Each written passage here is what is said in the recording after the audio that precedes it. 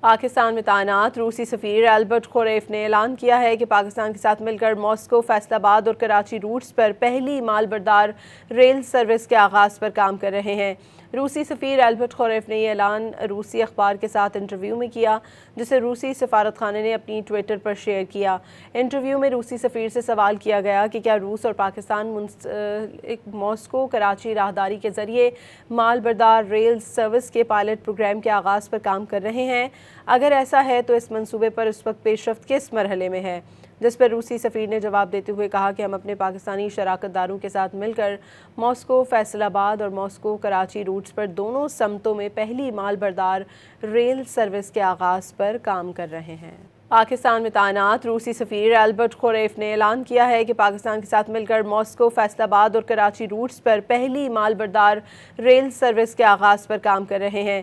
روسی سفیر البرٹ خوریف نے یہ اعلان روسی اخبار کے ساتھ انٹرویو میں کیا، جسے روسی سفارت خانے نے اپنی ٹویٹر پر شیئر کیا۔ انٹرویو میں روسی سفیر سے سوال کیا گیا کہ کیا روس اور پاکستان ماسکو کراچی راہداری کے ذریعے مال بردار ریل سروس کے پائلٹ پروگرام کے آغاز پر کام کر رہے ہیں۔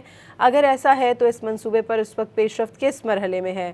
جس پر روسی سفیر نے جواب دیتے ہوئے کہا کہ ہم اپنے پاکستانی شراکت داروں کے ساتھ مل کر ماسکو، فیصل آباد اور ماسکو کراچی روٹس پر دونوں سمتوں میں پہلی مال بردار ریل سروس کے آغاز پر کام کر رہے ہیں۔